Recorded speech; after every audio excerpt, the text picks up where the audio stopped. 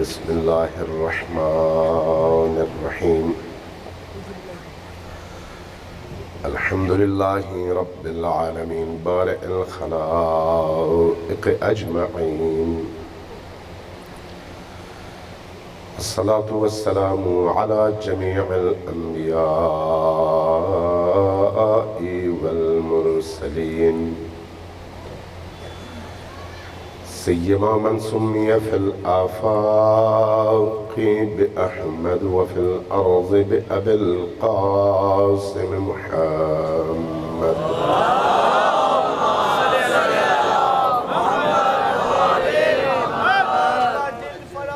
والصلاة والسلام على أولاده الطيبين الطاهرين المعصومين الميامين واللعنة الدائمة على أعدائهم أجمعين من يوم عداوتهم إلى قيام يوم الدين أما بعد فقد قال الله تبارك وتعالى في كتابه المجيد وهو أصدق القائلين وقوله الحق إنما وليكم الله ورسوله والذين آمنوا الذين يقيمون الصلاة ويؤتون الزكاة وهم راكعون صلوات الله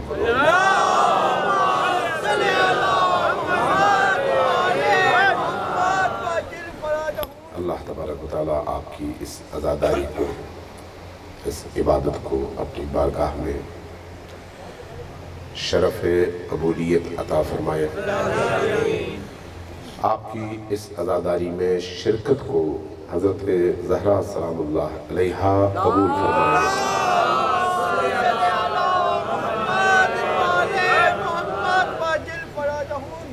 ان مجالس میں ہماری شرکت کو اپنی بارگاہ میں قرب کا ذریعہ اور ہمارے باطن کی تطہیر کا ذریعہ بنا دے بانی مجلس کی تمام حاجات شرعیہ کو اللہ تبارک و تعالیٰ قبول فرمائے ان کو صحت کاملہ اور عاجلہ عطا فرمائے بانی مجلس اور آپ سب کے تمام مرحومین کو شہدائے کربلا کے ساتھ محشور فرمائے کربلا صرف حزن اور غم کی علامت نہیں ہے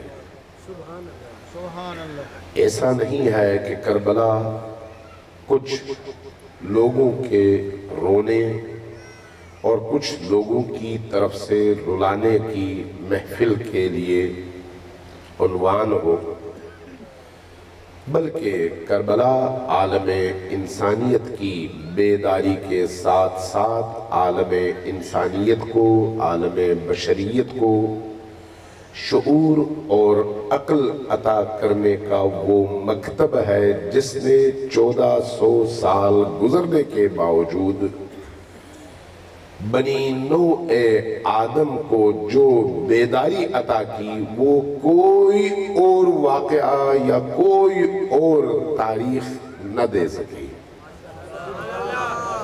کربلا اپنے اندر جہاں عقل اور شعور کی دعوت رکھتی ہے وہیں پر انسانی قلب کے احیاء اور اس کو زندہ کرنے کا باعث ہے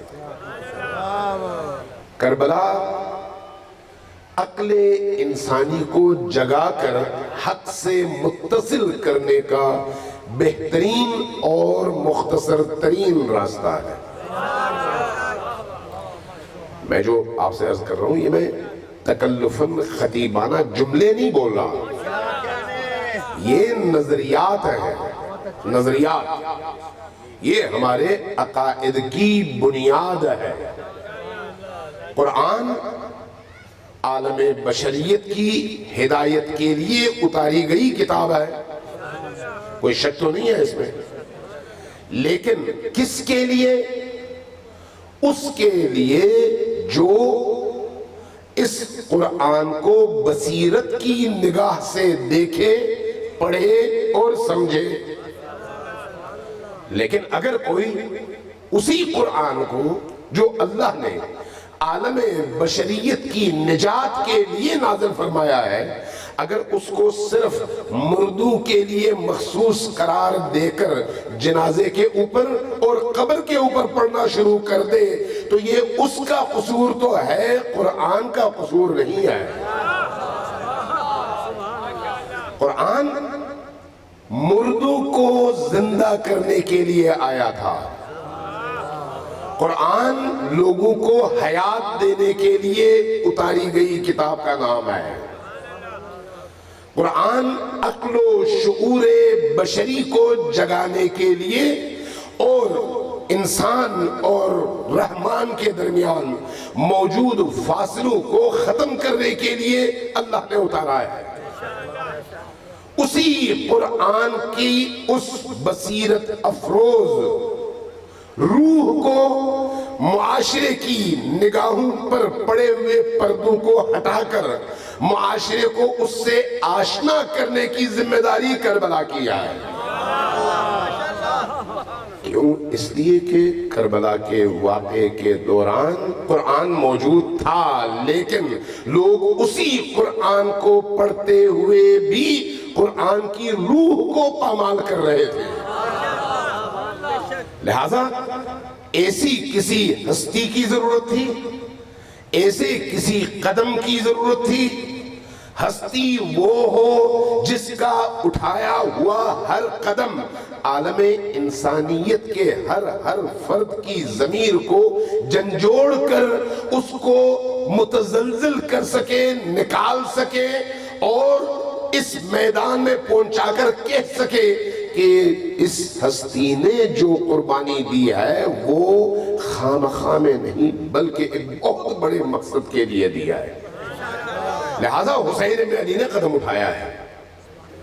اس لیے قرآن اور اہل البیت دونوں ساتھ ہیں۔ مجھے یاد ہے میں پچھلے سال اسی موضوع پر گفتگو کی تھی، کچھ میرے ذہن میں، مجھے نہیں پتا آپ لوگوں کو یاد ہے یا نہیں، کہ جب اللہ کے رسول نے اللہ کے حکم سے قرآن اور اہل البیت کو ساتھ میں قرار دیا تو اب اہل البیت وہیں ہوں گے جہاں پر قرآن ہے اور قرآن وہیں پر ہوگا جہاں پر اہل البیت ہے۔ لہذا اگر حسین ابن علی کے مقابلے میں کوئی پوری دنیا کا لشکر لے کر آئے اور قرآن ہاتھوں پر اٹھایا ہوا ہو تو ہم نہ اس لشکر کو مانیں گے اور نہ اس کے ہاتھ میں اٹھائے ہوئے قرآن کو۔ کیوں؟ اس لیے کہ وہ قرآن بول نہیں رہا۔ یہ جو ادھر ہے لکیر کے اس پار، یہاں پر وہ ہے جس کی ولادت سے شہادت تک اور شہادت سے روز قیامت تک اور حوض کوثر تک قرآن اور اس کی ہمراہی کا وعدہ اللہ کے رسول نے کیا ہے۔ لہذا اب یہاں جہاں ہم حسین کو دیکھیں ہمیں یقین ہونا چاہیے کہ قرآن بھی یہی ہے اور اللہ بھی اسی طرف ہے۔ اس لیے جب ہم کربلا کی بات کرتے ہیں تو کربلا کو صرف ایک واقعے کے طور پر نہیں دیکھتے، صرف ایک تاریخ کے حادثے کے طور پر نہیں دیکھتے۔ کربلا نہ آغاز ہے نہ اختتام ہے، ذہن میں رکھیے گا۔ آغاز سقیفہ ہے، کربلا معراج ہے۔ آغاز سقیفہ ہے اور کربلا معراج ہے۔ اس معراج پر پہنچ کر حسین اور آل حسین علیہم السلام نے اپنے پاکیزہ خون سے جس نظریے کی آبیاری کی ہے، آج وہ نظریہ پوری دنیا پر غالب ہے۔ وہ نظریہ آج پوری دنیا پر غالب ہے۔ اس لیے کربلا کو پہچاننے کی ضرورت ہے۔ اس لیے کربلا کو صرف آنسو بہانے کا ذریعہ نہ بنائیں۔ آنسو تو کربلا میں بہیں گے، جب ظلم کی شدت ہوگی اور مظلوم اہل البیت ہوں، نبی کے گھر والے ہوں، علی کے خانوادے کے افراد ہوں، تو آنسو کا بہنا نیچرل ہے اور طبیعی ہے۔ آنسو بہنے ہیں، زبردستی آنسو بہانے کی ضرورت نہیں ہے۔ جیسے ہی آپ ان کا ذکر سنیں گے، آپ کے دل میں اگر نورانیت ہے تو آپ کا دل موم ہوگا، جیسے ہی دل موم ہوگا آنسو بہیں گے۔ نیچر کا مقابلہ تو آپ نہیں کر سکتے، لیکن کربلا جس پیغام کا وارث ہے، کربلا جس پیغام کا حامل ہے، وہ پیغام بنی نوع بشر کے دل کو مخاطب کر کے بنی نوع بشر کو شعور اور آگہی کے اس معراج پر پہنچا دیتا ہے کہ اگر بنی نوع بشر میں سے کچھ لوگ کربلا کی سیرت کو اپنا کر 61 ہجری کے کربلا میں نہیں بلکہ 1441 ہجری کے کربلا میں، چاہے وہ کربلا پاکستان میں ہو، چاہے وہ کربلا دمشق میں ہو، چاہے وہ کربلا کابل میں ہو، چاہے وہ کربلا سری نگر میں ہو، چاہے وہ کربلا یمن اور صنعاء میں ہو، چاہے وہ کربلا بغداد نجف اور کربلا میں ہو، جہاں جہاں ایک گروہ اس کربلا کی روح کو لے کر نکلے، حسین کا پیغام زندہ ہو جاتا ہے اور امت کو ایک نئی جان مل جاتی ہے۔ اس لیے کربلا کا پیغام ہمیشہ زندہ ہے، ہمیشہ زندہ ہے۔ ہم جب کربلا کا تذکرہ کرتے ہیں تو بعض لوگوں کو برا لگتا ہے، بعض لوگ اس کو تعصب کی عینت سے دیکھتے ہیں، بعض لوگ فرقے کی جو عینت انہیں پہنائی گئی ہے اس عینت کی پشت پر سے دیکھنا چاہتے ہیں تو ان کو وہی نظر آتا ہے جو دکھایا گیا ہے۔ مشکل یہ ہے جبکہ کربلا کو دیکھنے کے لیے آنکھوں کا نورانی ہونا ضروری ہے، اور آنکھوں کا نورانی ہونا جہاں ضروری ہے وہاں پر کافی نہیں ہے، اس کے لیے دل کا پاکیزہ ہونا بھی ضروری ہے۔ دل پاکیزہ ہو اور آنکھوں پر کسی بھی رنگ کی عینک نہ چڑھی ہو تو آپ خود بخود کربلا کی حقیقت تک پہنچ جائیں گے، خود بخود پہنچ جائیں گے۔ کربلا کیا ہے؟ حق اور باطل کا معرکہ، حق اور باطل یعنی خدا اور شیطان کا مقابلہ۔ حق اور باطل کسی اور چیز کا نام نہیں ہے۔ ایک طرف اللہ کی ذات ہے اور دوسری طرف اللہ کے مقابلے میں وہ تمام افکار ہیں جن کے امانتدار اور جن کے وارث کبھی نمرود ہیں، کبھی فرعون ہیں، کبھی شداد ہیں، کبھی ابو جہل و ابو لہب ہیں، کبھی امیر شام کا بیٹا ہے، اور ادھر کبھی آدم ہے، کبھی نوح ہے، کبھی عیسیٰ ہے، کبھی موسیٰ ہے، کبھی محمد عربی ہے، کبھی علی ابن ابی طالب ہے، اور کہیں حسین ابن علی ہے۔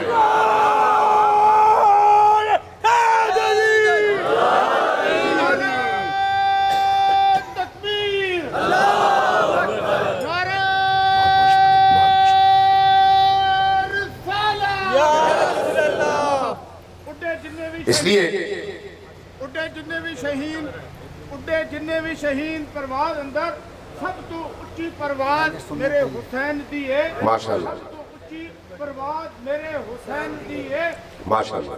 جدوں کوئی قاری ناز انداز تے ہر ایک شے واللہ بڑی داد حسین دی ہے۔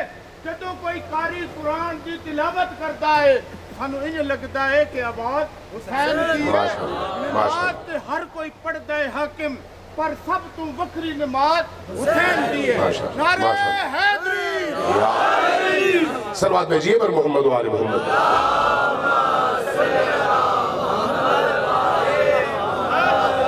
اس لیے آل محمد کو پہچانیے،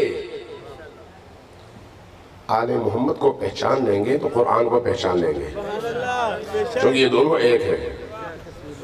قرآن اللہ کی کتاب لیکن خاموش کتاب، اہل البیت اسی قرآن کے مفسر عملی زندہ کتاب لیکن بولتی کتاب، بولتی کتاب کو دھوکہ نہیں دیا جا سکتا، لیکن جو غلاف میں بند کتاب ہو اس کو نیزوں پر چڑھا کر لوگوں کا ایمان چرایا جا سکتا ہے۔ تاریخ اسی چیز کا نام ہے۔ جو بولتی کتاب ہے وہ نیزوں پر چڑھنے کے بعد بھی آیات کی تلاوت کرتی ہے، لیکن جو خاموش کتاب ہے وہ نیزے پر چڑھتی ہے اور سادلو یہ ذہن میں رکھیے گا، سادلو لیکن مسلمان لوگوں کا ایمان چراتے ہیں۔ کیوں؟ اس لیے کہ کتاب بول نہیں پا رہی۔ اس لیے اہل البیت کو قرآن کے ساتھ جوڑ کر کہا گیا ہے کہ اہل البیت قرآن سے جدا نہیں ہے، اہل البیت کے ساتھ رہو گے تو قرآن ملے گا، لیکن اگر اہل البیت کو چھوڑ دو گے تو پھر قرآن تمہارے ہاتھ میں ایک کتاب ہے، جیسے چاہو اس کا ترجمہ کرو، جیسے چاہو اس کی تفسیر کرو، چونکہ تمہیں تو کوئی نہیں روک سکتا۔ سابقہ تمام ادیان میں اللہ کی بھیجی بھی کتابیں آئی ہیں، لیکن ان کتابوں میں کس نے تبدیلی کی؟ اسی دین کے ماننے والوں نے، باہر سے آنے والوں نے تبدیل کی۔ تو اللہ نے کیوں نہیں روکا؟ اس لیے کہ اللہ نے عقل و شعور رکھنے والوں سے کہا تھا کہ تم روکو، تمہاری ذمہ داری ہے۔ اللہ نے اگر خود روکنا ہوتا تو پھر اللہ کو یہ سارا سسٹم بنانے کی ضرورت ہی نہیں تھی، وہ سیدھا سادہ تمام انسانوں کو موحد پیدا کرتا، عبادت گزار پیدا کرتا۔ یہ جو 7-8 ارب انسان ہیں، ان انسانوں میں سے 1.5 ارب کے علاوہ باقی سب اللہ کو مانتے ہی نہیں ہیں۔ اللہ اگر چاہتا تو ان سب کو جبرن مومن بھی بناتا، مسلمان بھی بناتا، عابد بھی بناتا، زاہد بھی بناتا، نمازی بھی بناتا، لیکن اللہ کا نظام ایسا نہیں ہے۔ لہذا قرآن بھیج کر بھی آپ کی مرضی پر چھوڑ دیا، قرآن بھیجنے کے بعد بھی آپ سے کہا اختیار تمہارے ہاتھ میں ہے۔ قرآن بھیجا، قرآن کے ساتھ ہادی بھی بھیجے، اور اس کے بعد کہا اِنَّا هَدَيْنَاهُ السَّبِيلَ اِمَّا شَاكِرًا وَإِمَّا كَفُورًا، ہم نے راستہ دکھا دیا۔ قرآن بھی آیا اور نور بھی آیا، اب تمہاری مرضی ہے قرآن اور نور کو پکڑو یا راستہ چھوڑ دو، شاکر بنو یا کافر بنو۔ قَدْ جَاءَكُم مِّنَ اللَّهِ نُورٌ وَكِتَابٌ مُّبِينٌ، یہی کہتی ہے ہمیں آیت، یہی بتاتی ہے کہ کتاب بھی آئی ہے اور نور بھی۔ اب اس نور کو پکڑو، اس نور کی روشنی میں کتاب کو پڑھو۔ اگر اس نور کو چھوڑو گے، اپنا نور، اپنی روشنی لے کے جانا چاہو گے تو خود بھی گمراہ ہوگے، دوسروں کو بھی گمراہ کرو گے۔ صلوات بھیجیے بر محمد وآل محمد۔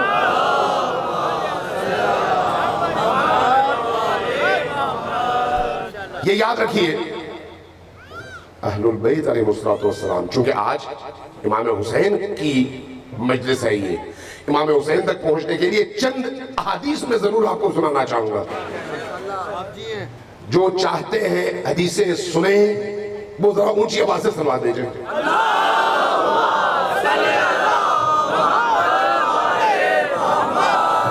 میں کوشش کرتا ہوں کہ جب بھی مجالس میں خصوصاً امامت کے اور اہل البیت کے حوالے سے گفتگو ہو تو میری کوشش یہ ہوتی ہے کہ میں ان روایات کا سہارا لوں جو یا شیعہ اور سنی دونوں میں مشترک ہوں یا اہل سنت نے نقل کیے ہوں۔ چونکہ جب آپ ان روایات کا سہارا لیتے ہیں جو مشترک ہوں تو نتیجتاً گویا یہ اللہ کا پیغام ہے، اللہ کا، کسی خاص فرقے کا نہیں ہے۔ اور حسین بھی اللہ کا ولی ہے، کسی خاص فرقے کی ملکیت نہیں ہے۔ اس لیے حسین کو پہچاننے کے لیے تمام فرقوں کے اندر چھپے ہوئے ان خزینوں کو تلاش کریں جو چھپے ہوئے ہیں، جن تک رسائی ہونے نہیں دیتے وہ لوگ جن کی دکانیں بند ہو جاتی ہیں۔ ہمارا المیہ یہ ہے، ہمارا المیہ یہ ہے کہ جب آپ اہل البیت تک پہنچنا چاہتے ہیں تو رستے میں وہ سپیڈ بریکرز آ جاتے ہیں جن کو اپنا پیٹ بھرنے کے لیے لوگوں کا روکنا ضروری ہے۔ اگر وہ لوگوں کو روکے نہیں تو ان کی دکان بند ہو جاتی ہے۔ اس لیے سہارا لیتے ہیں دین کا اور لوگوں کو دین سے دور کرتے ہیں۔ امام احمد ابن حنبل کی ایک روایت میں بس عرض کرتا ہوں آپ سے، سب آپ دیجئے بر محمد و آل محمد۔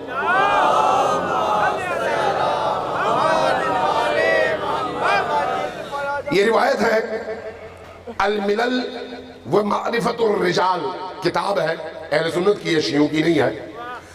اس کتاب میں امام احمد ابن حنبل ظاہر بہت بڑی شخصیت ہے محدثین کی دنیا میں، اور احادیث کے حوالے سے ایسی انہوں نے احادیث جمع کی ہے کہ انسان کی عقل دنگ رہ جائے، اہل البیت کے حوالے سے، خود اہل سنت میں سے ہیں۔ چونکہ بعض اوقات ہماری یہ غلط فہمی ہوتی ہے نا کہ ہم کہتے ہیں بھی اہل البیت شیعہ کے اور صحابہ سنیوں کے، نہیں، ایسا نہیں ہے۔ اہل البیت پہلے ہیں، صحابہ بعد میں ہیں، دونوں ملا کے تمام مسلمانوں کے ہیں۔ جو ان میں سے کسی ایک کو فالو نہیں کرتا یا ان کو مجموعی طور پر اپنا نہیں سمجھتا، اس کو اپنے دین، اپنے اسلام اور اپنے ایمان پر نظر ثانی کرنی چاہیے۔ کیسے ہو سکتا ہے کہ آپ قرآن کو مانے نبی کو نہ مانے؟ کیسے ہو سکتا ہے نبی کو مانے نبی کی اہل البیت کو نہ مانے؟ کیسے ہو سکتا ہے نبی اور ان کی اہل البیت کو مانے اور ان کے پاکیزہ، باوفا اور قربانیاں دینے والے صحابہ کو نہ مانے؟ یہ نہیں ہو سکتا۔ ہاں، جو اہل البیت اور پیغمبر کے مقابلے میں کھڑا ہو جائے اس کو ہم صحابی نہیں مانتے۔ کیسے ہو سکتا ہے کوئی شخص نبی کا صحابی بھی ہو اور مقابلے میں کھڑا بھی ہو جائے؟ یہ ممکن نہیں ہے۔ اس لیے ہم ہر صحابی کے قدم کی خاک کو اپنی آنکھوں کا سرما سمجھتے ہیں، اس لیے کہ اس نے اپنی ہر سانس نبی اور آل نبی کی رضا پر قربان کیا ہے۔ سواد بھیجیے بن محمد و آل محمد۔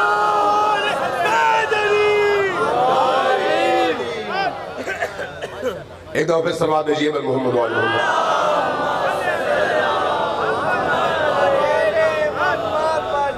میں نے شروع میں ایک جملہ کہا تھا، میں اس حدیث کی تلاوت سے پہلے وہ اس جملے کی تھوڑی سی تفسیر کر دوں، اس کے بعد آؤں گا حدیث کی طرف۔ ایک دفعہ پھر سلوات بھیجیے بر محمد و آل محمد۔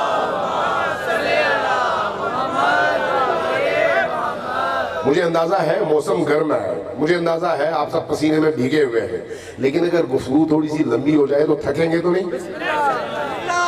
نہیں، مجھے چہرے دیکھ کے محسوس ہو رہا ہے کچھ لوگ ضرور تھکیں گے۔ جو لوگ نہیں تھکیں گے وہ ذرا اونچی آواز سے سلوات بھیجیں۔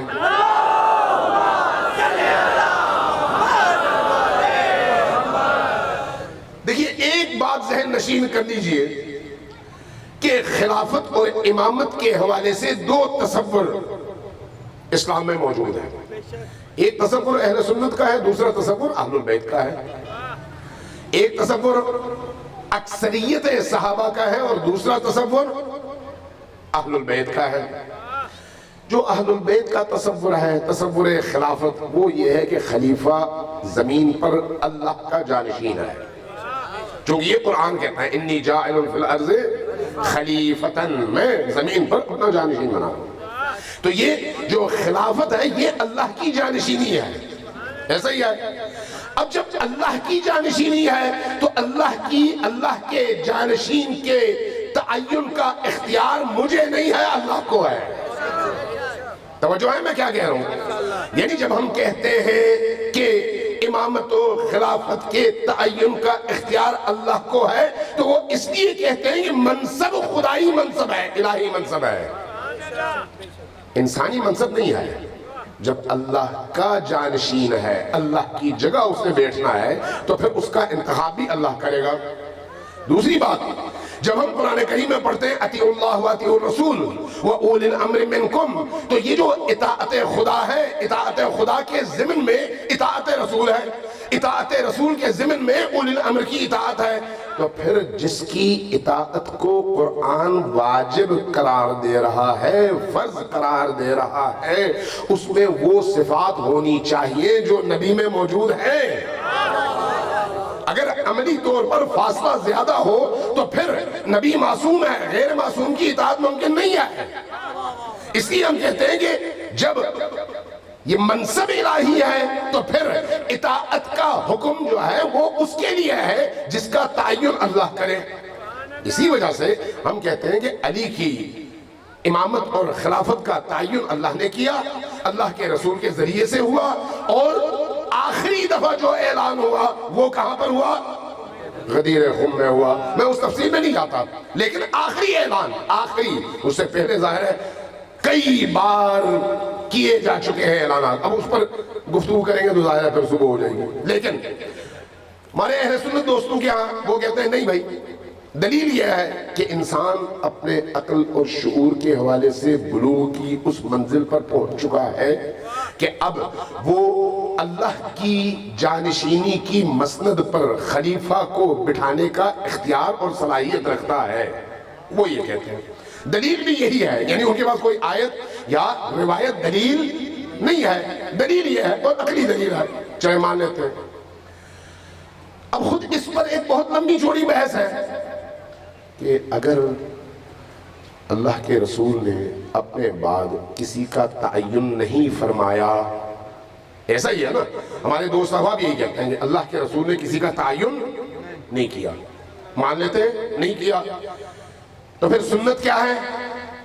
سنت یہ ہے کہ کوئی بھی خلیفہ آئے اپنے بعد کسی کا تعین نہ کرے، تو پھر سنت رسول کو ترک کیوں کیا گیا؟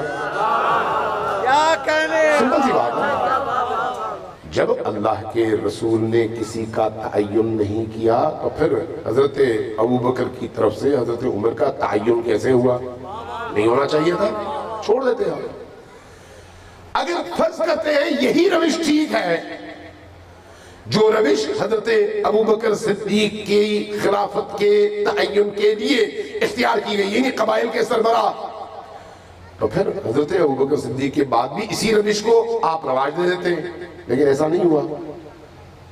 تب حضرت عمر کا تعین ہوا اور حضرت ابوبکر صدیق ایک عرصے تک مضطرب اور پریشان رہے کہ میں کیا کروں، اور اس کے بعد انہوں نے پھر فیصلہ کیا کہ میرے بعد عمر کو ہونا چاہیے۔ یہ تمام تاریخیں یہ بتاتی ہیں۔ پھر اس کے بعد جب حضرت عمر کا آخری وقت آیا، حضرت عمر ابن خطاب نے، ان کے جتنے بھی راوی ہیں وہ فرماتے ہیں کہ عمر ابن خطاب اپنے آخری دنوں میں بہت زیادہ پریشان مضطرب تھے، پوچھا جاتا تھا تو فرماتے تھے کہ میں اپنے بعد آنے والے خلیفہ کے تعین میں کشمکش کا شکار ہوں کہ کس کو بناؤں، اس لیے رات کی نیند اڑ گئی ہے، دن کا چین سلب ہو گیا ہے۔ تو کیا نبی کریم کے جاتے وقت ان کو اس کیفیت کا، بہرحال میں پھر کہہ رہا ہوں اس تفصیل میں نہیں جاتا، بہرحال اختلاف یہاں سے شروع ہوتا ہے شیعہ اور سنی میں صرف اسی موضوع پر، خلافت اور امامت کے موضوع پر، باقی موضوعات میں کوئی ایسا فرق نہیں ہے، مشترکات بے تحاشا زیادہ ہے۔ اب جب یہ سارا ہو گیا تو اب جو تاریخ ہمیں بتاتی ہے کہ کربلا کا واقعہ کیوں ہوا، اس کے پیچھے جو اصل عنصر کار فرما ہے وہ یہ ہے کہ آل محمد کے حوالے سے جتنی روایات نبی کریم سے منقول تھیں، ان کے مقام، ان کے مرتبے، ان کی فضیلت، ان کی صلاحیت، ان کے درجات اور ان کی عصمت، ان کی پاکیزگی اور ان کی اطاعت کے حوالے سے وہ بعد میں آہستہ آہستہ جمع کر لی گئی اور ان کو ضائع کر دیا گیا۔ صرف ضائع نہیں کیا گیا بلکہ اہل البیت کے حوالے سے آہستہ آہستہ منفی پروپیگنڈوں کا آغاز ہوا، اور اتنا ہوا کہ ایک وقت ایسا آیا کہ 60 سال کا دورانیہ، 60 سال یعنی 6 نسلیں، علی ابن ابی طالب اور آل علی ابن ابی طالب کے حوالے سے منفی گفتگو اور نعوذ باللہ ثم نعوذ باللہ ثم نعوذ باللہ، لعن طعن اور گالیاں، یہ ممبروں سے رواج دی گئیں۔ یہ تمام تاریخوں نے دکھایا، کسی شیعہ کی بات نہیں کر رہا، یہاں تک کہ عمر بن عبدالعزیز نے اس کو روکا، اس کے پیچھے بھی ایک ظاہر ہے پوری تاریخ۔ جب یہ سب کچھ ہوا، اہل البیت کے مقام کو روکا گیا، ان کے فضائل کو بیان کرنے سے روکا گیا۔ اب اگر کسی کو اہل البیت کے حوالے سے کوئی روایت ملتی تو وہ اس روایت کو دیکھ کر پریشان ہو جاتا، نبی نے یہ فرمایا تھا، پھر کیوں ایسا ہوا؟ اس لیے اب یہ مقدمہ ضروری تھا اس روایت کو سمجھنے کے لیے۔ امام احمد ابن حنبل نقل کرتے ہیں،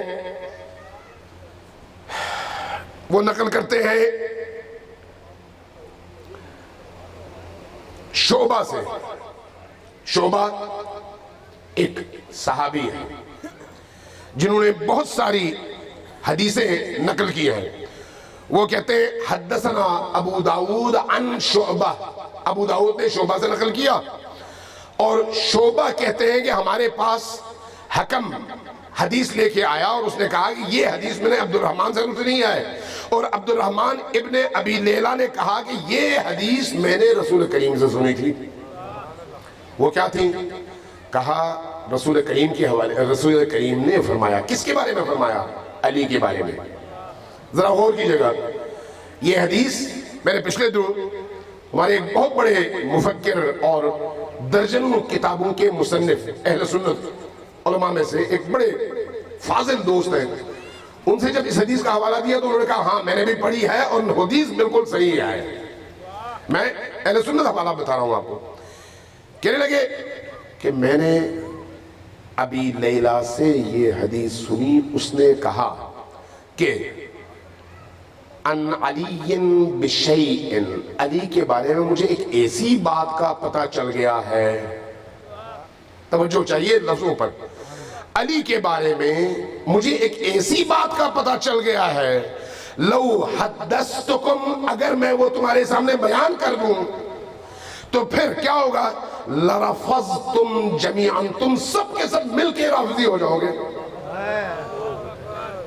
رافضی کس کو کہا گیا؟ جنہوں نے علی کو پکڑا اور باقیوں کو چھوڑا۔ اس لیے کہا کہ مجھے ایسی حدیث کا پتہ چل گیا ہے کہ اگر یہ بیان کر دوں تو تم سب کے سب رافضی ہو جاؤ گے۔ اس کے بعد کہا واللہ، اللہ کی قسم، لا تسمونہ منی ابدا، لا تسمونہ منی ابدا، کبھی بھی یہ حدیث میں بیان نہیں کروں گا، تم مجھ سے سنو گے نہیں، چونکہ مجھے خوف یہ ہے کہ سب کے سب جو ہے پھر بگڑ جاؤ گے۔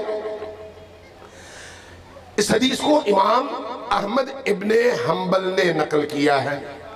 امام احمد ابن حنبل نے، وہ کون سی چیز ہے جس کو بیان کر دیا جائے اور بات سچ ہو تو لوگوں کی آنکھیں کھل جائے؟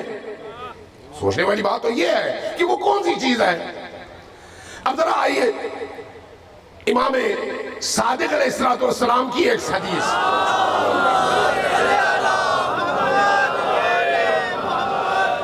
فرماتے ہیں کہ اکبر الکبائر، سب سے بڑا گناہ،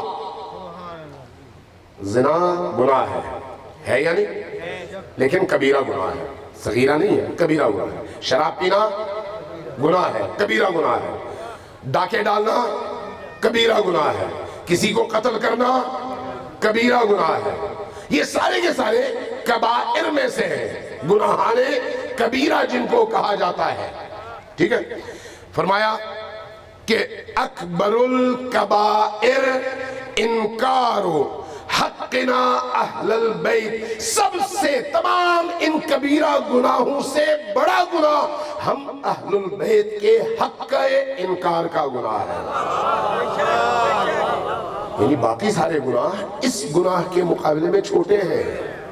اب سوچنے والی بات ہے، وجہ کیا ہے؟ وجہ یہ ہے کہ اگر کوئی شخص زنا کرتا ہے، بعد میں اس کو خیال آتا ہے کہ میں نے گناہ کیا ہے، اللہ کی بارگاہ میں گڑ گڑا کے معافی مانگتا ہے تو اللہ اس کو معاف کر دیتا ہے، بشرطے کہ وہ صادقانہ نیت کے ساتھ آئے۔ قتل کیا ہے، وارث معاف کر دے، اللہ معاف کر دیتا ہے، اس لیے کہ اس کو غلطی کا احساس ہوا ہے۔ شراب پی ہے، واپس آئے، توبہ کرے، اللہ معاف کرتا ہے۔ لیکن اگر کوئی شخص اہل البیت علیہم السلام کی ولایت کا انکار کرے تو اس کی واپسی کے دروازے بند ہیں، صرف ایک ہی شرط ہے کہ واپس ولایت کے دروازے میں داخل ہو کر ولایت کو قبول کرے۔ جب تک قبول نہیں کرتا وہ ولایت اہل البیت سے خارج ہے، اور جو ولایت اہل البیت سے خارج ہو جائے وہ اللہ کی ولایت سے خارج ہے، وہ اللہ کی ولایت سے خارج ہے۔ جو اللہ کی ولایت سے خارج ہو جائے اس میں اور کسی کافر میں فرق کیا ہے؟ اس میں اور کسی کافر میں فرق ہے؟ آپ کہیں گے یار یہ تو بہت بڑی بات کر دی، یقیناً بڑی بات ہے، لیکن سمجھ آ جائے تو بہت سادہ ہے۔ آیت الکرسی پڑھی ہے آپ نے؟ آپ آخر میں پڑھتے ہیں اللہ ولی الذین آمنوا، پڑھتے ہیں نا؟ اللہ ولی الذین آمنوا، اللہ ولی ہے ان کا جو ایمان لے آئے۔ ایمان لانے سے پہلے آدمی کیا ہوتا ہے؟ ایمان لانے سے پہلے کیا ہوتا ہے؟ میرا ساتھ دیں، کیا ہوتا ہے؟ ایمان لانے کے بعد کیا ہوتا ہے؟ مومن۔ ایمان لانے سے پہلے جو کافر ہوتا ہے وہ اندھیرے میں ہوتا ہے یا نور میں؟ اندھیرے میں۔ اس لیے قرآن کیا کہتا ہے؟ اللہ ولی الذین آمنوا، اللہ ولی ہے ان لوگوں کا جو ایمان لائے۔ کیا کرتا ہے اللہ ان کے ایمان لانے کے بعد؟ یخرجہم، ان کو خارج کرتا ہے۔ کہاں سے؟ من الظلمات، کفر کی تاریکی سے، الی النور، ایمان کے نور میں داخل کرتا ہے۔ قرآن کہتا ہے نا یہ۔ آگے کیا ہے؟ والذین کفروا، جن لوگوں نے کفر اختیار کیا، اولیاءہم، توجہ دیجئے گا، اہل ایمان کا ایک ہی ولی ہے اور وہ ہے اللہ۔ اللہ نے جن جن ولیوں کی نشاندہی قرآن میں کی ہے ان کی ولایت بھی حقیقت میں اللہ کی ولایت ہے، اللہ کے مقابلے میں ولایت نہیں ہے۔ اس لیے اگر کہیں علی ولی اللہ یعنی اللہ کی ولایت، جب آپ کہیں محمد ولی اللہ یعنی محمد کی ولایت اللہ کی ولایت ہے، اس لیے کہ یہ ولایت آپ کو اللہ تک پہنچاتی ہے، اس لیے اللہ کی ولایت ایک ہی ہے۔ اس لیے جو شخص ایمان لاتا ہے اس کا ولی اللہ ہوتا ہے۔ جب اللہ ولی بنتا ہے تو ان کو کفر کی تاریکیوں سے نکال کر ایمان کی وادیوں میں داخل کرتا ہے۔ آگے والذین کفروا، جن لوگوں نے کفر کیا، اولیاءہم، ان کا ایک ولی نہیں ہوتا، کئی ولی ہوتے ہیں۔ بہت اچھے۔ کسی کا ولی شاہ اور بادشاہ ہوتا ہے، کسی کا ولی اس کی خواہشات ہے، کسی کا ولی پیسہ ہے، کسی کا ولی اس کا لیڈر ہے، کسی کا ولی اس کا مولوی ہے، کسی کا ولی اس کا ٹھیکیدار ہے۔ ہر شخص کا اپنا ولی ہے۔ جس نے کفر کیا اس کے پھر بہت سارے ولی ہیں، ایک نہیں ہے۔ والذین کفروا، جن لوگوں نے کفر کیا، اولیاءہم، اولیاءہم، اس کے بہت سارے ولی ہیں، اور وہ سارے کے سارے ولی طاغوت ہیں۔ اولیاءہم الطاغوت، ان کے ولی طاغوت ہیں۔ یہ طاغوت کیا کرتے ہیں؟ یخرجونہم، ان کو نکالتے ہیں۔ کہاں سے نکالتے ہیں؟ من النور، نور سے نکالتے ہیں۔ کہاں ڈالتے ہیں؟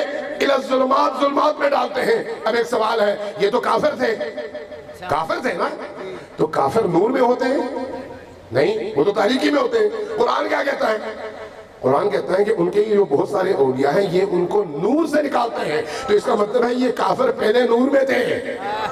قرآن کہتا ہے، میں نہیں۔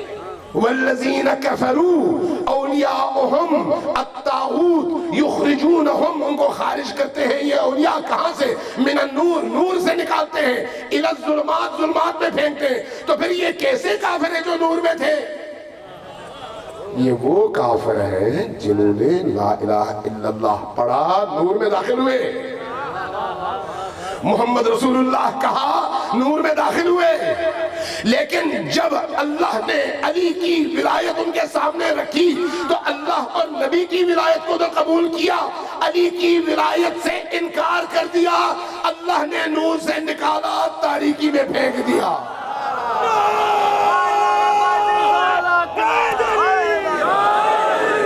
اس لیے ولایت کو سمجھیے اور قرآن سے سمجھیے، قرآن سے سمجھیے۔ کسی حدیث کا سہارا لینے کی ضرورت نہیں ہے، پہلے قرآن میں موجود ہے۔ صلوات بھیجیے بر محمد والے محمد۔ عظمت محمد وآل محمد، بلند سے بلند تر صلوات۔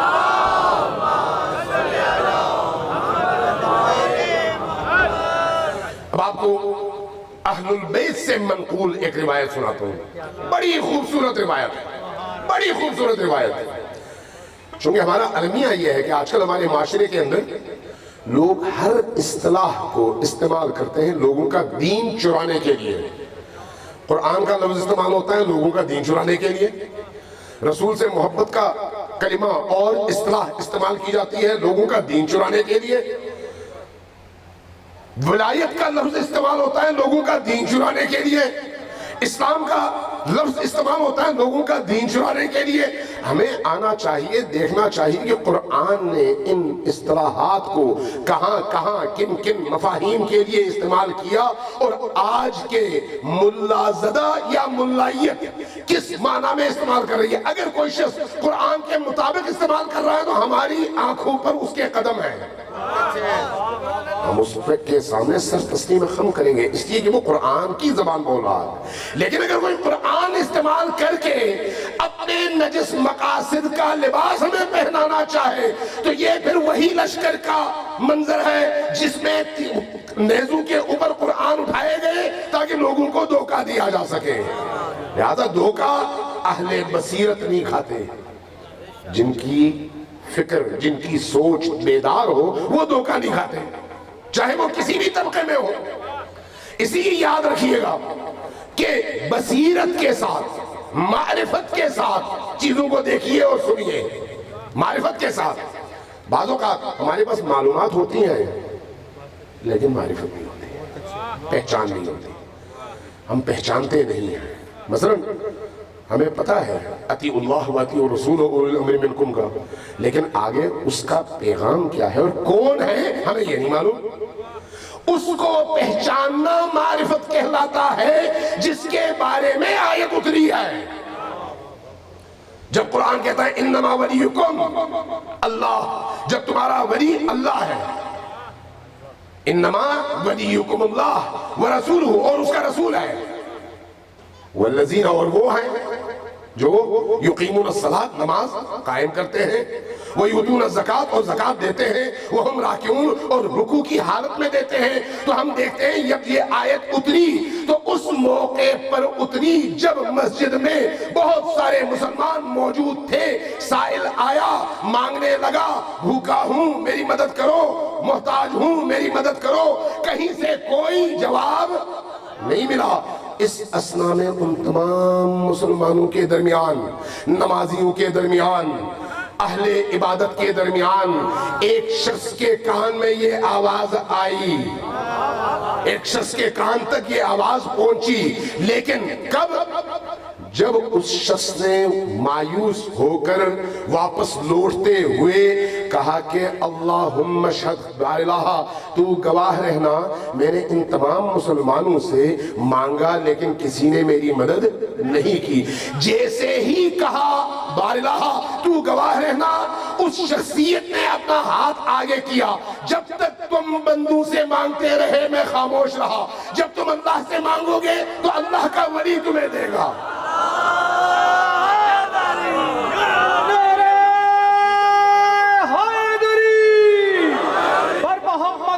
محمد صلوات، ہاتھ آگے کیا، وہ شخص آیا، انگوٹھی اتاری، آیت نازل ہوئی۔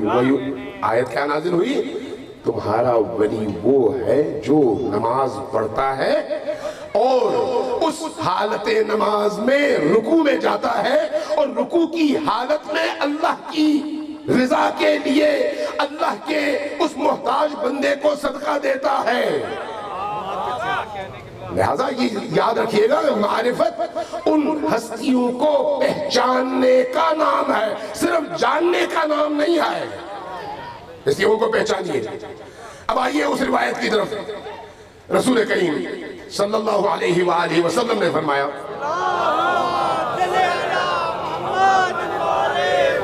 اور خطاب بھی امیر المومنین علی ابن ابی طالب سے ہے، یا علی، اے علی، والذی بعثنی بالنبوہ، اس ہستی کی قسم جس نے مجھے نبوت کے تاج سے سرفراز فرمایا، واصطفانی علی جمیع بریتہ، اور مجھے تمام مخلوقات میں سے چن کر اشرف اور افضل بنایا۔ یہ سارا بتانے کی وجہ ہے، ایسے ہی نہیں بتا رہے، وجہ ہے کہ یہ ساری تعریف کیوں کی جا رہی ہے؟ اس ہستی کی قسم جس نے تمام مخلوقات میں سے مجھے چنا۔ آگے فرمایا لو ان عبدن، اگر ایک اللہ کا بندہ عبد اللہ الف عام، اگر اللہ کی عبودیت اور بندگی کرے 1000 سال تک۔ توجہ ہے، نبی نے کیا فرمایا؟ لو ان عبدن عبد اللہ الف سنہ یا الف عام، ایک اللہ کا بندہ 1000 سال تک اللہ کی عبادت کرے، اللہ کی عبودیت اور بندگی بجا لائے، اللہ کے سامنے سجدے کرے، رکوع کرے، قیام کرے، قعود کرے، روئے، گڑگڑائے، قرآن پڑھے، روزے رکھے، حج کرے، طواف کرے، جو اس سے ہو سکتا ہے وہ سب کچھ کرے، ما قبل اللہ تب تک اس کی ان ساری عبادات کو قبول نہیں کرے گا جب تک وہ تیری ولایت کو قبول نہ کرے۔ ما قبل اللہ الا بولایتک، صرف تمہاری ولایت کی قبولیت اور تمہاری ذریت میں سے جو ائمہ اہل البیت ہوں گے، ان اہل البیت کی ولایت کو قبول کرنے کے نتیجے میں اس کی یہ ساری عبادتیں قبول ہوں گی۔ عبادات کی قبولیت کی شرط ولایت اہل البیت ہے، ولایت اہل البیت۔ آگے سنیے، فرمایا وَإِنَّ وِلَایَتَكَ، اب اگر کوئی شخص کہتا ہے کہ علی میرا امام ہے، علی میرا مولا ہے، من کنت مولاہ فہذا علی مولاہ، کہتا ہے کہ علی میرا مولا ہے، ہر مسلمان یہ کہتا ہے، ہر مسلمان کہتا ہے، اس کا مطلب یہ ہے کہ پھر تو بات صاف ہو گئی، ہر ایک جو ہے اس کا عمل جو ہے اللہ کی بارگاہ میں قبول ہے۔ آگے رسول کریم نے بڑی ظریف انتہائی باریک نقطہ ارشاد فرمایا ما قبل اللہ ولایتک، اللہ تبارک و تعالی وَإِنَّ وِلَایَتَكَ لَا تُقْبَلُ، اور تمہاری ولایت اس وقت تک قبول نہیں ہے۔ توجہ ہے میں کیا کہہ رہا ہوں؟ ذرا اپنا ذہن ادھر دوڑائیے، تمہاری ولایت قبول نہیں ہے، ما قبل اللہ منہ الا بولایتک وولایتی وولایت الائمۃ من ولدک وان ولایتک لا تقبل الا، اس وقت تک تمہاری ولایت اللہ کی بارگاہ میں قبول نہیں ہے جب تک تم اور تمہاری اولاد کے دشمنوں سے وہ شخص براءت کا اظہار نہ کرے۔ نعرہ تکبیر، نعرہ رسالت، جن دلوں میں علی بستے مل کے نعرہ حیدری، بلندر صلوات۔ فرمایا وَبِذَالِكَ اخبرنی جبرائیل، یہ خبر لے کر میرے پاس جبرائیل اترا ہے، جبرائیل نے اللہ کی طرف سے یہ پیغام مجھے پہنچایا ہے۔ اس کے بعد عجیب جملہ فرمایا فَمَنْ شَاءَ يُؤْمِنْ فَمَنْ شَاءَ فَلْيُؤْمِنْ وَمَنْ شَاءَ فَلْيَكْفُرْ، اب تمہاری مرضی ہے، چاہے اس بات پر ایمان لاؤ یا انکار کر دو۔ اِنَّا هَدَيْنَاهُ السَّبِيلِ اما شاکرا و اما کفورا، رستہ دکھا دیا ہے، اب چاہے تم قبول کر کے ولایت کے دائرے میں داخل ہو جاؤ یا انکار کر کے کفار کے دائرے میں داخل ہو جاؤ۔ یہ اہل البیت کی وہ تعلیمات ہیں جو رسول خدا سے لے کر امت مسلمہ کو انہوں نے دی ہے، امت مسلمہ کو رستہ بتایا ہے۔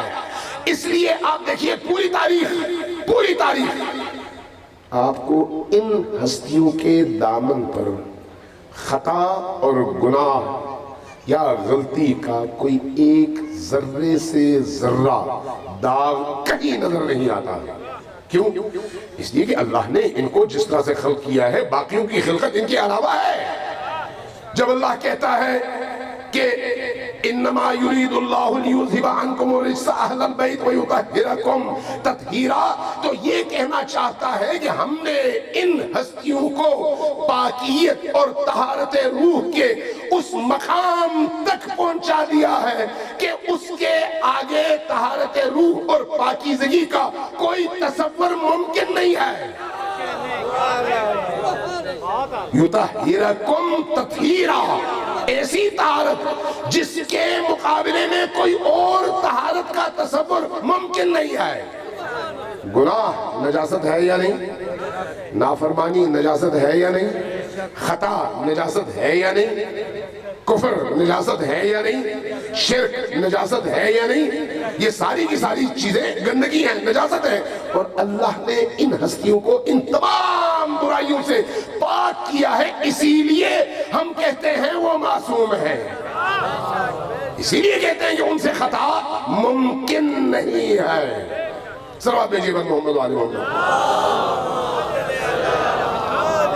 زہرا کے لال پہ بلند تر صلوات.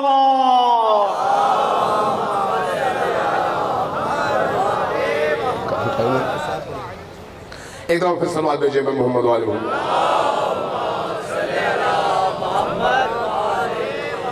میں کچھ اور روایتیں چھان چھان کے لکھ کے لگے آیا تھا. خواہش تھی کہ اگر کم ٹائم میں یہ سارا آپ کے سامنے پیش کر سکوں تو بہت اچھا ہے، لیکن کر نہیں پایا. بہرحال کبھی اگر اللہ نے توفیق دی تو مزید بات ہوگی. ایک دفعہ پھر صلوات بھیجیے پر محمد و آل محمد.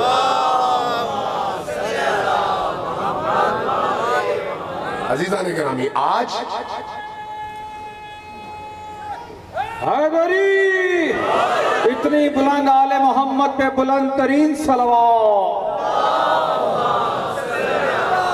مل کے کہیں گے سب لبیک یا حسین. آواز نہیں آئی. لبیک یا حسین، لبیک یا حسین. پنج نعرے پنجتنی سوا لکھ نعرہ حیدری. عزیزان گرامی، اہل البیت کی خلقت اور ان کی پیشوائی کا مقصد صرف یہ نہیں ہے کہ ایک انسانوں کا گروہ ان کو یاد کرے اور ان سے محبت کرے اور اس محبت کے ذریعے سے جنت جائے. نہیں، یہ نہیں ہے مقصد. مقصد اس سے بہت بڑا ہے. وہ بڑا مقصد کیا ہے؟ جب تک ان ہستیوں کی پیروی بنی نوع بشر کے اندر راسخ نہیں ہوتی، اس وقت تک بنی نوع بشر کو سکون اور آرام کی زندگی نصیب نہیں ہو سکتی. یہ کسی خاص مسلک، علاقہ اور دین کی بات نہیں ہے. جس طرح سے اللہ بنی نوع بشر کا رب ہے، اسی طرح سے رسول بنی نوع بشر کا رسول ہے. اسی طرح سے یہ ہادیان برحق بھی بنی نوع بشر کے ہادی ہیں. اسی لیے بنی نوع بشر یعنی پوری عالم انسانیت اس وقت منتظر ہے ان ہستیوں کی آخری کڑی مہدی آخر الزمان کی. اسی لیے تو مہدی آخر الزمان کا تصور کیا ہے؟ شیعہ سنی دونوں میں اختلاف کوئی نہیں ہے. صرف اتنا سا اختلاف ہے کہ وہ کہتے ہیں پیدا ہوں گے، ہم کہتے ہیں ہو چکے ہیں، بس.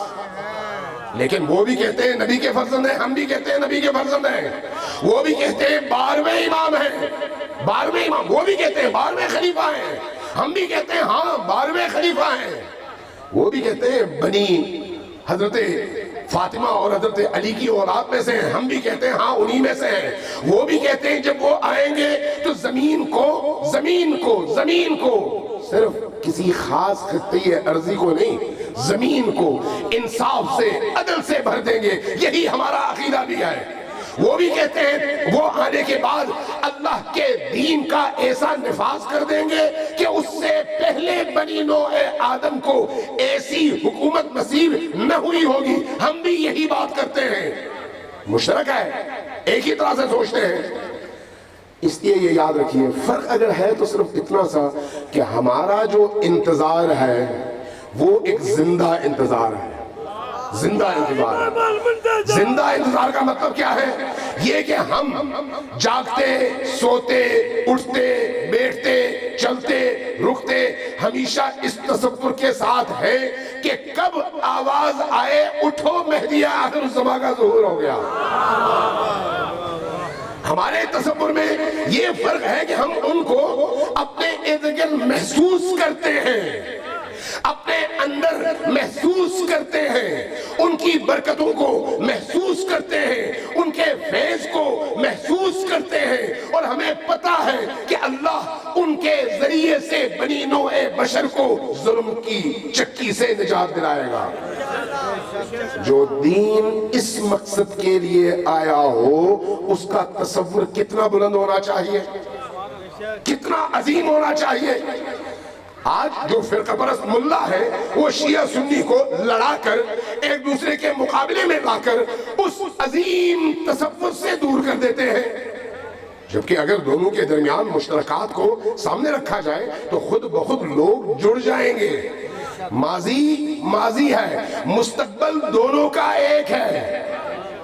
جس مستقبل کی طرف ہم جا رہے ہیں وہ مستقبل مہدوی مستقبل ہے، مہدوی مستقبل، اور مہدوی مستقبل میں تمام کلمہ کو، دیوبندی ہو، اہل حدیث ہو، بریلوی ہو، شیعہ ہو، زیدی ہو، عباسی ہو، یا کسی اور مسلک اور فرقے سے کسی کا تعلق ہو، سب کا تصور ایک ہی ہے کہ اس نے آنا ہے اور ہم نے اس کے پیچھے چلنا ہے اور زمین پر اللہ کی حکومت قائم کرنی ہے۔ ہم سب اس کے منتظر ہیں، لیکن دشمن ہمیں بانٹتا ہے، پہلے شیعہ سنی دیوبندی بریلوی کر کے بانٹتا ہے، اور اس کے بعد پھر شیعوں کو آپس میں بانٹتا ہے، سنیوں کو آپس میں بانٹتا ہے، پھر شیعوں میں نمازی اور عزادار کے طور پر بانٹتا ہے، پھر ماتمی اور غیر ماتمی کے طور پر بانٹتا ہے، بانٹتا چلا جاتا ہے تاکہ ہم اس مرکزی نقطے کے گرد اکٹھے نہ ہو سکیں۔ یہی وجہ ہے کہ کبھی نماز پر اعتراض، کبھی عزاداری پر اعتراض۔ نہیں بھائی، عزاداری جتنا ضروری ہے نماز اس سے زیادہ ضروری ہے۔ آپ جس کو اپنا ولی اور امام مانتے ہیں وہ علی ابن ابی طالب ہیں، اور علی ابن ابی طالب کا کمال یہ ہے کہ آپ نے سجدے میں اپنی جان لیا ہے، سجدے میں۔ جن ہستی کو ہم پوری دنیا کے نجات دہندہ سمجھتے ہیں وہ حسین ابن علی ہیں، اور پوری دنیا کو معرفت دینے والی ہستی ہیں۔ ان کی زندگی کا آخری لمحہ اللہ کی بارگاہ میں سجدے میں گزرا ہے۔ کون عزاداری اور محبت اہل البیت کو نماز سے جدا کر سکتا ہے اور نماز کو اس سے جدا کر سکتا ہے؟ جو نمازی حسین کے عشق اور محبت میں مبتلا نہیں ہے اس کی نماز نماز نہیں ہے، اور جو عزادار حسین کی طرح نماز پڑھنے کا قائل نہیں ہے وہ عزادار نہیں ہے، وہ شیعہ نہیں ہے، اس کا مکتب اہل البیت سے کوئی تعلق نہیں ہے۔ یہ دونوں ساتھ ہیں، حب اہل البیت اور عمل اہل البیت۔ لبیک یا حسین، لبیک یا حسین، مل کے لبیک یا حسین، مل کے نعرہ حیدری۔ میں چونکہ محرم کے وہ ایام ہیں جو اہل البیت پر بہت سخت ہے، بہت سخت ہے۔ تصور تو آپ کر سکتے ہیں لیکن شاید اس درد کو محسوس اس طرح سے نہ کر سکیں جس طرح سے اہل البیت نے محسوس کیا۔ بہت دردناک ہے، بہت دردناک ہے۔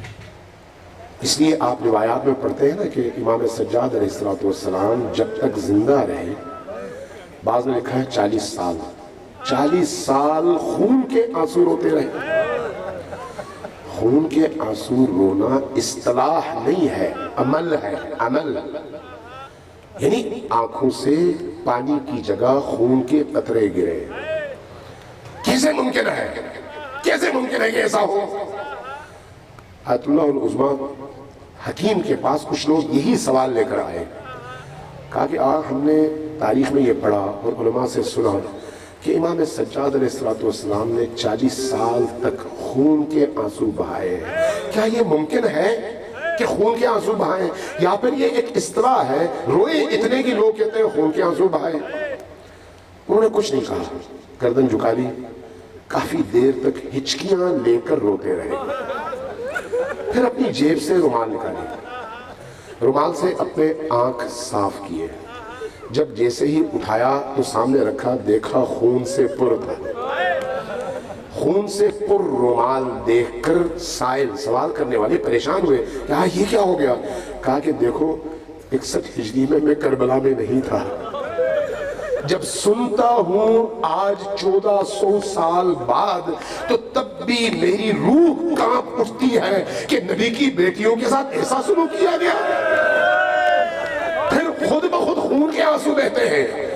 سید الساجدین نے تو اپنی آنکھوں سے سب کچھ ہوتے دیکھا ہے، زین العابدین نے اپنی آنکھوں کے سامنے زینب کا پردہ چھنتے دیکھا ہے، خیموں کو لٹتے دیکھا ہے، شہداء کے بدنوں پر گھوڑوں کو دوڑاتے ہوئے دیکھا ہے، اور لاشوں کو پامال ہوتے ہوئے دیکھا ہے۔ کون کون سی مصیبت ہے جو اہل البیت نے نہ دیکھی ہو؟ ذرا سوچئے، ایک ننھی سکینہ کو دیکھیے، جب امام حسین علیہ السلام خیمے میں آئے نا رخصت لینے کے لیے، تو آخری ہستی جس سے رخصت ہونا تھا وہ سکینہ ہے۔ باقی میں نہیں پڑھتا، لیکن سکینہ سے جب رخصت ہونے لگے، جب حضرت امام سجاد کے خیمے سے باہر نکلے تو دیکھا کہ سیدہ سکینہ بنت الحسین کھڑی ہے۔ بیٹی کیوں کھڑی ہو؟ کہا بابا اب آپ بھی جانے لگے ہیں۔ جب کہا آپ بھی جانے لگے ہیں، رو پڑے، اپنے سینے سے لگایا۔ بیٹی جب سب چلے گئے تو میں نے بھی جانا ہے، میں نے اپنے بابا اور اپنے جد اور اپنی والدہ کی خدمت میں جانا ہے۔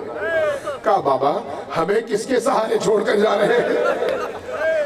میرے چچا گئے واپس نہیں آئے، میرے بھائی گئے واپس نہیں آئے، جتنے آپ کے ساتھی تھے سب گئے واپس نہیں آئے۔ بابا اب پانی نہیں مانگوں گی، اب آپ نہ جائیے، آپ نہ جائیے۔ امام حسین نے ان کو رخصت کیا، لیکن کس جگر کے ساتھ میں الفاظ میں بیان نہیں کر سکتا۔ سینے سے لگایا، روتے رہے، وہ روتی رہی، بڑی مشکل کے بعد حضرت زینب کے سپرد کیا، گئے، گھوڑے پہ سوار ہوئے، 2 قدم آگے چلے، 3 قدم آگے چلے، 4 قدم آگے چلے، گھوڑا رک گیا، زلجنا کے آگے بڑھنے کی رفتار ختم ہو گئی۔ آپ ایڑ لگا رہے ہیں، زلجنا آگے نہیں جا رہا۔ آپ نے کہا زلجنا کیا ہوا، اب تم بھی ساتھ چھوڑ گئے ہو، آگے نہیں چل رہے؟ خاموشی۔ نیچے دیکھا، کیا دیکھا؟ وہ ننھی سی بچی زلجنا کے قدموں سے لپٹی ہوئی ہے اور کہتی ہے میرے بابا کو لے کر نہ جاؤ ورنہ میں اتنی ہو جاؤں۔ یہی بچی مغرب کے بعد جب اندھیرا چھٹنے لگا تو حمید ابن مسلم جو کہ لشکر یزید کا تاریخ نگار ہے کہتا ہے کہ میں نے دیکھا جب لشکر اشقیاء نے خیموں پہ حملہ کیا تو ان بیویوں کے سروں سے چادریں چھینی گئیں، سامان لوٹا گیا اور خیموں کو آگ لگایا گیا۔ تو اب میں نے دیکھا چھوٹے چھوٹے بچے تقویٰ حسینہ کہتے ہوئے میدان کربلا میں بکھر گئے۔ اس اسنا میں میں نے ایک اونچی خاتون کو دیکھا، وہ اونچی خاتون کبھی ایک خیمے میں اندر جاتی، کبھی باہر آتی، کبھی اندر جاتی، کبھی باہر آتی۔ میں نے پوچھا یہ کون ہے؟ جواب ملا علی کی بیٹی زینب ہے۔ میں نے پوچھا بھاگتی کیوں نہیں ہے؟ کہا کہ وقت کا امام خیمے کے اندر غشی کے عالم میں ہے، چھوڑ کر جا نہیں سکتی۔ اس خاتون کا جگر دیکھیے، لاشوں کے انبار ہیں، لیکن اس انبار سے گزرتے ہوئے سید الساجدین کو اٹھا کر باہر لاتی ہے۔ حمید کہتا ہے میں نے ایک وقت دیکھا کہ جب تمام خیمے جل اٹھے تو اس کے بعد اہل البیت کے چھوٹے چھوٹے بچے صحرائے کربلا میں بکھر گئے۔ میں نے مختلف مناظر دیکھے، لیکن ایک منظر ایسا تھا جس نے میرے جگر کو جلا دیا اور کباب کر دیا۔ میں نے کیا دیکھا؟ میں نے ایک دفعہ دیکھا کہ ایک ننھی سی بچی ہے، اس کے دامن پر آگ لگی ہوئی ہے اور وہ سرپٹ بھاگ رہی ہے۔ میرا دل بڑا ٹوٹا، میں بھاگ کر گیا، بچی کو روکا، گھوڑے سے نیچے اتر آیا, بچی کو فوری طور پر روک کر اس کے دامن کی آگ بجھائی. آگ بجھانے کے بعد جب میں نے اس کے چہرے کی طرف دیکھا تو مجھے محسوس ہوا جیسے نگاہوں میں یہ بچی مجھ سے کہہ رہی ہو کہ کربلا میں اب تک سارے جلانے والے آئے تھے, تم پہلے شخص ہو جو آگ بجھا رہے ہو. پھر کہنے لگا کہ میں نے جب اس بچی کی صورت دیکھی تو مجھے بڑا رحم آیا. میں نے کہا بیٹی تم ہو کون جو اس چھوٹی سی عمر میں تمہارے دامن پر آگ لگی ہوئی ہے اور بھاگ رہی ہو؟ کہا کہ میں حسین کے سینے پر سونے والی حسین کی لاڈلی سکینہ ہوں. میں نے کہا بیٹی یہ تمہارے رخسار سیاہ ہو چکے ہیں, وجہ کیا ہے؟ کہا ان ظالموں نے اتنے تمانچے مارے کہ رخسار سیاہ ہو گئے. میں نے پوچھا بیٹی تمہارا کندھا زخمی ہے, وجہ کیا ہے؟ کہا کہ انہوں نے مکھنا چھیننے کے لیے مجھ پر اتنے حملے کیے کہ کندھا زخمی ہو گیا. کہا تمہارے سر پر چادر نہیں ہے؟ کہا چھین لیا گیا. میں نے کہا بیٹی میں تمہاری کیا خدمت کر سکتا ہوں, مجھے کوئی کام بتاؤ. کہا کہ مجھے ذرا بتا دو نجف کا راستہ کس طرف ہے. میں نے پوچھا بیٹی نجف کا راستہ کیوں پوچھ رہی ہو؟ کہا میں نے جد علی ابن ابی طالب وہاں پر دفن ہے, میں ذرا جا کے اپنے جد سے شکایت کرنا چاہتی ہوں کہ اے میرے جدہ دیکھیے آپ کی بیٹیوں کے ساتھ کربلا کی زمین میں کیسا سلوک کیا گیا.